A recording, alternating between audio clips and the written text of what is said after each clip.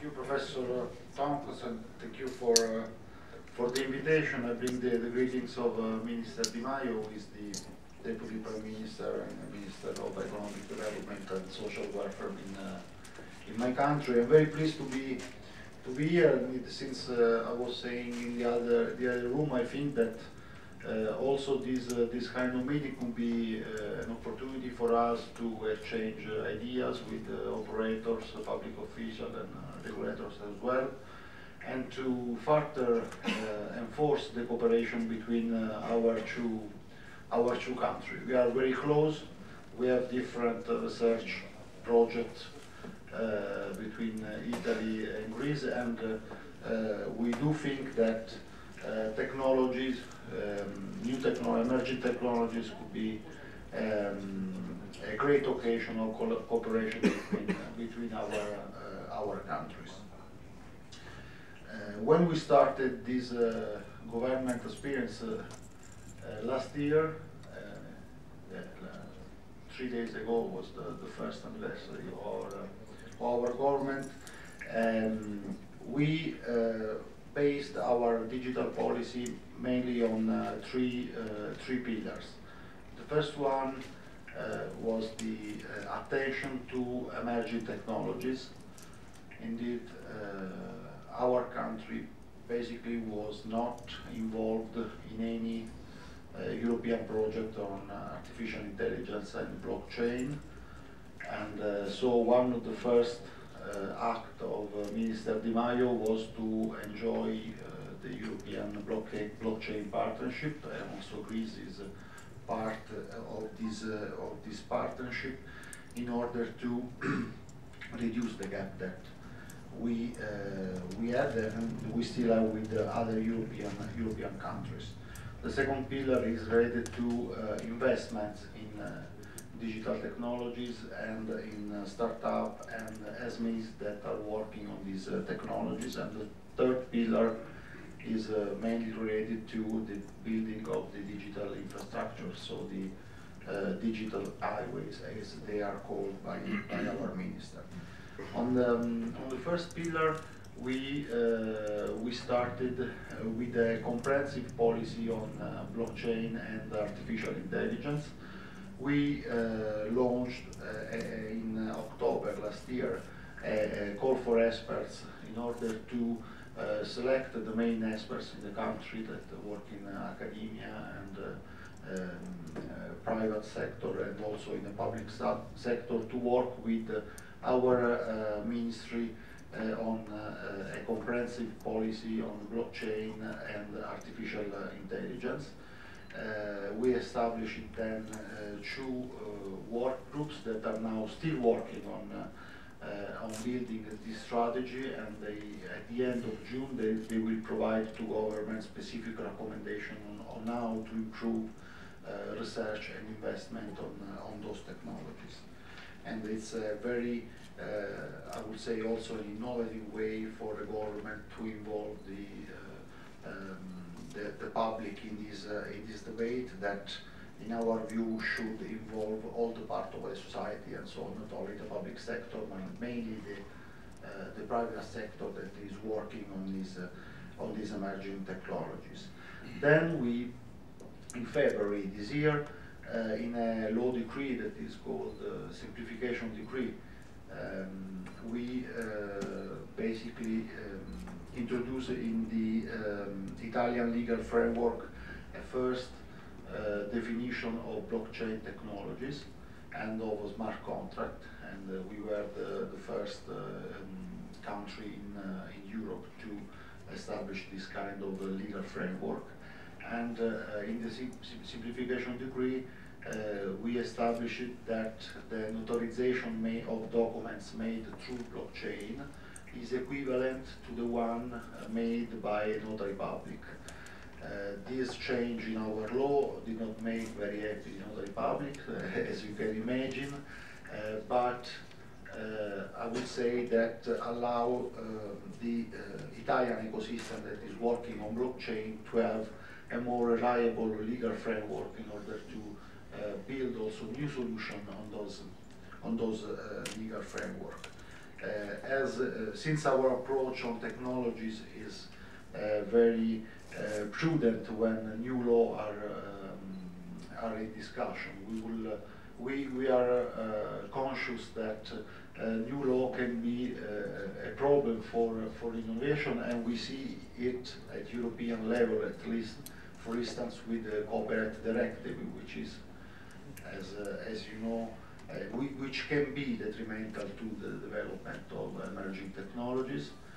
Indeed, our government was one of the main governments in contrast with this new directive, and so our approach would be not to introduce new law that regulate new technologies, but also only few very basic legal definitions that can boost the use and the adoption of such new and emerging technologies.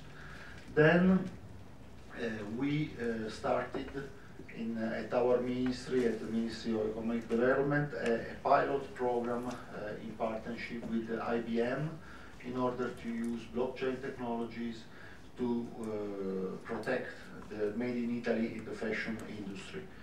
So we started a dialogue with all the associations of the fashion industry, and with IBM, basically we are building a blockchain system to trace the products in this vertical, and this would be this is a pilot program, and we are now trying to understand how the public certification of a product made by the ministry can be integrated in this technological ecosystem. This is a key program for our ministry.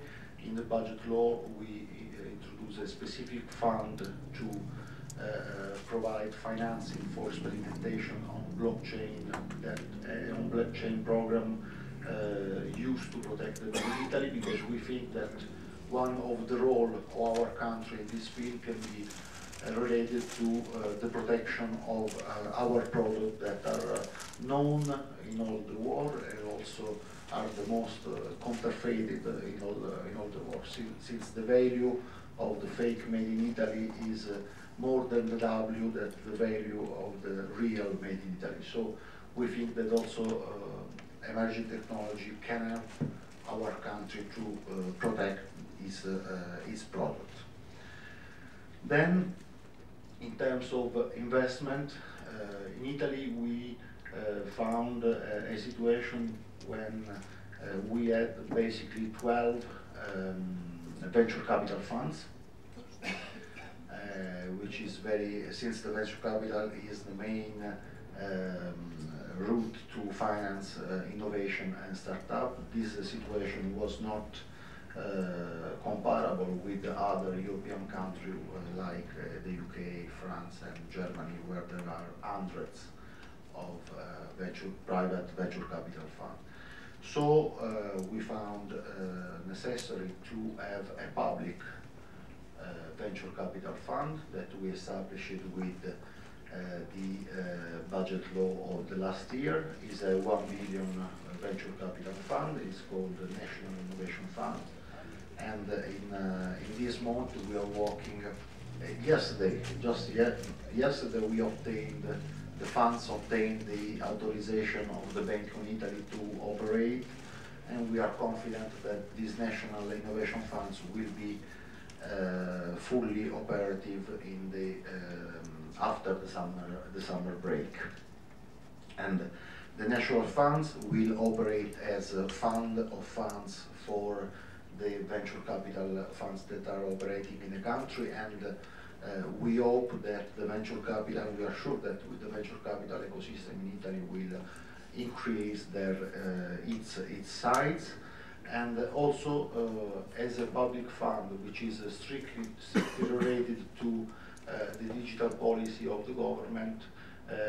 These funds will also operate in terms of direct investment in startup and small and medium enterprise that are working in fields that are considered strategic for the government, like deep technologies, fintech, and biotech, which is very very well developed in the country. Then, in March this year, Minister Di Maio signed a decree to establish in the country public accelerators for startups that are called houses of emerging technologies. The experience of this public accelerator will be very similar to the one that has been established in the UK with Digital Catapult. We found that experience very successful, and we are trying to translate that experience also in our country.